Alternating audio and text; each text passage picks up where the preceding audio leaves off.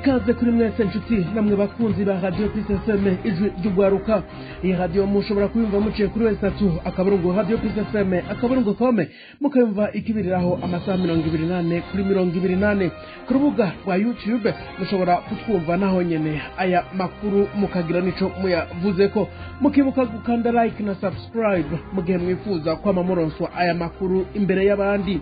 Ingingo nkuru sigize aya makuru akaba ari izi zikurikira.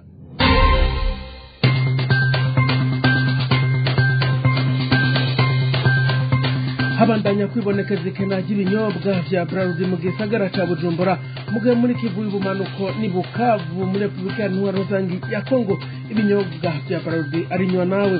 Mu ntara ya Rumonge abarongoye amadini basaba gutunganya ibiteramo nkuko abatunganya ivy'utugenegene n'imyidagaduro babirekuriwe.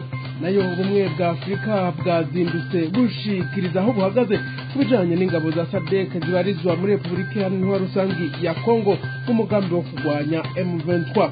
Aya makuru yo kuwa gatandatu ntwarante umwaka wa 2024 saya gusa tubafitiye n'ayandi mugira mushikirizwe na jewe Geoffrey Karangwa nk'abandi ko ndafashwa na Chanel ntiharirizwa mu bihinga bw'ivyuma kaze mwese.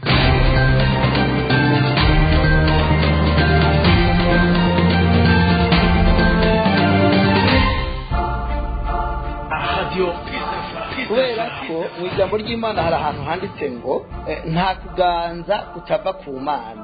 Burya butegetsi bwa CNDD-FDD Imana irabuzi uko yabitemera ko baba bari ku butegetsi bari kuba bahari. Reka ntitware no akantu mu confondre par chose ntimucanga ibintu gitwanka kwizera ijambo ry'Imana. Ijambo ry'Imana nirivugwe na Satani cyangwa rivugwe n'umuntu zizoguma ari ijambo ry'Imana. Naho rero tugira tuti ivyo bafashe byo gusenga barazi ko bariko barahenda Imana barazi ko bariko barayibesha. Imana ntibeshwa woravyo gufata abantu ukagahita abashikirangazi bose ukabatwara ukabamara indwi yose cyangwa iminsi itatu cyangwa umunsi umwe. Nta bintu bafite bakora vyotuma batunganya igihugu kikava mu kene. Ndongera bivuze ko ingoma ya CNDD-FDD igiye gukongomboka mu Burundi ntizongera kubaho. CNDD-FDD umugabo utazokongera kwitwa umugambwe mu Burundi ku buryo bazohora bavuga ngo harabaye CNDD-FDD yakozeho nyabwoba. Radio PSFM. Mu ntara ya Gitega hari isoko yahitwa ku Ruvubu umutumba Nyangungu komine Mutaho habaye umusaka araheze imyaka irenga 10. Abanyagihugu bo kuri uwo mutumba bavuga ko bibabaje cyane kubona isoko yahoze yinjiza amafaranga menshi biciye mu matagiti ndetse ikanatunga imiryango myinshi uno munsi isa niyitigeze kuhavugwa mu gihe yari yubatswe kijambere. Bigana ko iyo soko yatanguye guhebwa buke bivanye nuko musitanteri yatwara iyo komine ico gihe Deni niyo muhanyi yahinduye imisi abahora bayirema baca bahitamwo kuyiheba bimukira mu yindi soko iri ahitwa mu Gahanga komine Buhororo intara ya Ngozi. Iyo nayo ngo nkuko abo banyagihugu babivuga hari yarisanzwe ibayabaye yamara uno munsi iza ubwa mbere mu masoko akomeye muri komine Ruhororo. Kuva ico gihe bahinduriye imisi abadandaza bavuga ko atawasubiriye kurema isoko ya Ruvubu ku buryo uyu munsi uhageze usanga yiganziwe n'ivyatsi. Mbese izo nzu nyene zikaba zuzuye nibitangurirwa. Bamenyesha ko ari uruhombo runini haba kuri komine Mutaho no ku gihugu muri rusangi. Narijya yatwaye uburyo bwinshi mu kuyubaka ku buryo bwa kijambere. Mu ntara ya Rumonge naho indongozi z'amadini zisaba kurekurirwa gutunganya ibiteramo nkuko n'abatunganya ivy'imyidagaduro n'utugenegene babikora. Babishikirije mu nama yatunganijwe na buramatari w'intara ya Rumonge niyo nsaba kubarongoye amashengero n'amadini akorera muri iyo ntara. Umwe mu bungere yamenyesheje ko badatahura ukungene abandi batunganya ibiteramo byo kwidagadura ariko bo ntibabyemererwe. yaranagarutse no kubarorereza imipira mw'ijoro ugwamo rukarenga igisagara atacamira kubwiwe ngo ntabona ingene abakora ibikorwa vy'Imana bifasha mu kubaka imitima y'abanyagihugu nabo batobirekurigwa. Leonard Niyonsaba arongoye iyo ntara ya Rumonge yamenyesheje ko atanumwe yankigwa gutunganya ibiteramo vy'ijoro mu gihe yabisabiye uburenganzira imbere y'igihe. Ngibukije abo banyamashengero kubahiriza ingingo ibuza gutunganya amasengesho mu masaha y'akazi, yongera abasaba guhimiriza abayoboke babo kwijukira ibikorwa vy'iterambere. Ibujumbura ho ibinyobwa vya Brarudi vyabuze burundu, ibiciro biraduga naho bibonetse abajejwe intwaro baguma binumiye. Ni mu gihe haheze iminsi bigorana gutora bimwe mu binyobwa vya Brarudi mu gisagara c'ubudandaji Bujumbura. Abafise ubunywero bavuga ko ibinyobwa bigorana kuronka ku kibanza baranguramwo. Nk'inkurikizi ibiciro kw'icupa bica biduga atacamira. Ihinguro Brarudi ntiratangaza imvo y'ubwo bukene bw'ibinyobwa. Jean d'Arc Gikundiro arabandanya n'inkuru. Kubw'abanyagihugu bo mu gisata c'ubudandaji bemeza ko haheze iminsi ubukene bw'ibinyobwa vya Brarudi busubiriye kwibonekeza. Mu gihe umuntu anyotewe akagomba kwivuna akanyota agira ingendo nyinshi mu bunywero, aho ni mu gihe nka Amstel ndende uyironse ibizimvye cane. Abanyagihugu bakavuga ko igiciro ca Amstel ndende cavuye ku mafaranga 3,000 kija ku mafaranga 3,500 y'amarundi. Ikiyeri kinini cavuye ku mafaranga 2,200 kija ku mafaranga 2,500. Bene ubunywero n'ububare basigura ko hari ubukene mu madepo aho basanzwe barangurira. Bavuga ko iyo bagiye mu madepo abegereye bababwira ko bamaze iminsi Brarudi itabaha ivyo binyobwa kugira ngo bagumane abo bakiriya, ngo baca bemera kuja kubirondera kure aho bakoresha n'ibitoro vyinshi, imwe mu mpamvu zituma haba izimba ry'ivyo binyobwa. Nubwo bimeze uko rero, Brarudi ntiragira ico itangaje. Abategetsi bahisemwo guhumiriza imbere y'ibiciro biduzwa kw'icupa, bavuga ko umuntu afumanuma aha gukankamira abafise ubunywero bakora uko bashoboye kugira ngo batunganirize abakiriya babo. Kubw'amasoko muri Brarudi yemeye kugira ico ashikirije, ariko amazina atamenyekana kuko batemerewe kuvugira ku bimenyesha makuru. Imvo z'iryo kena ry'ibinyobwa ni nyinshi. Brarudi yaragabanije umwimbu wayo kuva mu mwaka wa 2024 turimwo, aho gukora amahektoritiro 300 hakogwa amahektoritiro 250. Ikindi, isoko yo mu gihugu si nziza. Ibinyobwa vyinshi bishogwa muri Republika Iharanira Intwaro Rusangi ya Kongo n'urudandazwa rw'abategetsi n'ubuyobozi bw'ihinguriro rya Brarudi. Imisi yo kwenga ibinyobwa nayo nyene yaragabanutse, iva ku minsi 7 ija ku minsi 5 kuri buri ndwi. Bavuga ko ibikorwa babirangiza ku munsi wa gatanu isaha 12 z'umugoroba, bagasubira gukora ku munsi wa mbere mu gitondo. Bavuga kandi ko hari ubukene bw'amafaranga y'agaciro kugira ngo barangure ibikoresho bikenewe. Yamara biteye amakenga abakozi, bakibaza ko ivyo babyigwa atari vyo. Abihereza n'abadandaza ivyo binyobwa basaba Brarudi gusubira gusuzuma ibijanye n'umwimbu. Basaba kandi abategetsi kuraba inyungu z'abihereza ivyo binyobwa hagati mu gihugu. Hagataho Ibukavu no mu Kivu y'ubumanuko hibonekeza ibinyobwa vya Brarudi kandi ku bwinshi. Jean d'Arc Gikundiro urakenuye. Ubumwe bwa Afrika ngo burashigikiye ubutumwa bw'ingabo zegukira SADC muri Republika Iharanira Intwaro Rusangi ya Kongo. Ivyo vyafundikiwe mu nama y'umugwi ushinzwe ibibazo vya politiki, amahoro n'umutekano y'uwo muryango kuri uyu wa kabiri hari ku munsi w'ejo. Inama y'uwo muryango ishinzwe ibibazo vya politiki, amahoro n'umutekano isaba umuhari M23 n'indi mihari nka ADF ikomoka mu Buganda, FDLR ikomoka mu Rwanda gushira ibigwanisho hasi vuba na bwango. Imbere gato y'iyo nama leta y'u Rwanda yari yandikiye umukuru w'umuryango w'ubumwe bwa Afrika umusaba ko uwo muryango utohirahira ngo ushigikire ubutumwa z'ingabo za sadeke ziri mu buseruko bwa repubulika iharanira intwaro rusangi ya kongo. muri iryo kete Vincent Biruta akaba yagirije ingabo z'akarere gucudika n'ingabo za RDC n'iyindi migwi yitwaje ibigwanisho harimwo na FDLR. Tebutse ko izo ngabo za sadeke zarungitswe kugarukana amahoro n'umutekano muri repubulika iharanira intwaro rusangi ya kongo kuva muri Kigarama umwaka wa 2023, igikorwa zisanzwe ziriko zifashwa nyamwo n'ingabo z'u Burundi.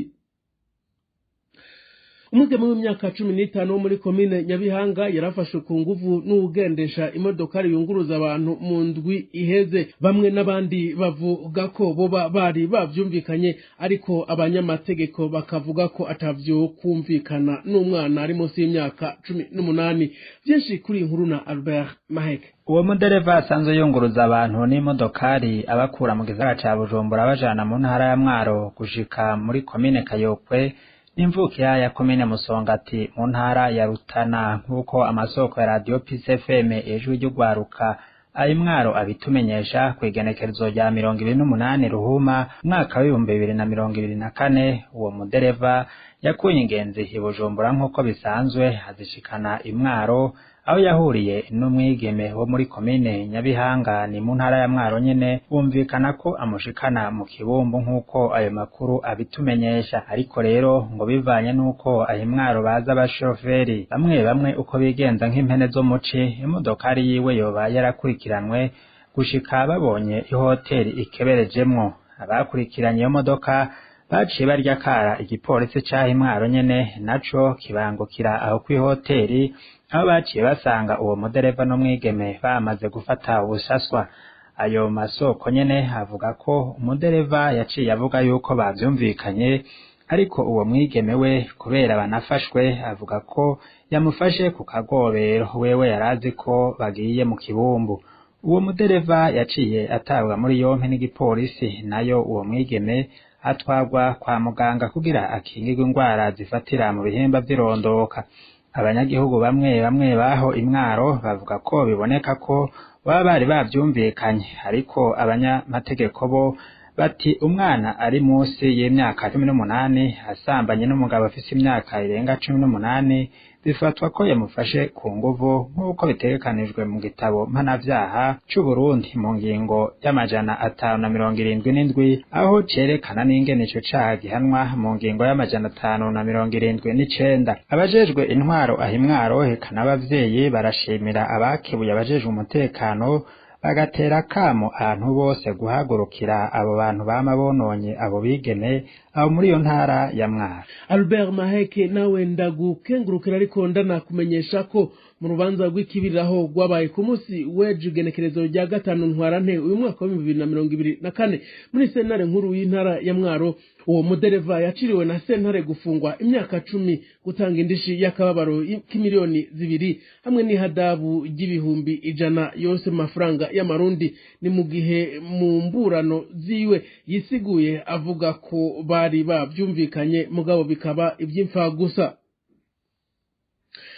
Ishirahamwe EFDC ribicishije mu mugambi waryo PSSD ryaratunganije kuva itariki rya 27 gushika itariki 29 Ruhuma umwaka wa 2024 inyigisho ku bagwiza mbuto baronkejwe imfashanyo mu mwaka w'uburimyi w'2023 na 2024, nk'uko abakora muri uwo mugambi bariko batanga izo nyigisho babivuga ngo ni kugira abo bagwiza mbuto bashobore kumenya neza ibijanye n'umwimbu, amahera bakoresha n'isoko y'izo mbuto. Ivyo bikazotuma bamenya uko bahangana n'ingorane zitandukanye bashobora guhura mu kazi kabo, harimwo n'ihindagurika ry'ibihe. Mu ntara ya Bururi abacamanza 3 ba sentare nkuru y'igihugu bafunzwe basaba kwezwa. Kuva mu ntango z'umwaka abo bacamanza 3 ba sentare nkuru y'igihugu ya Bururi bafungiwe mu ibohero rikuru ry'iyo ntara.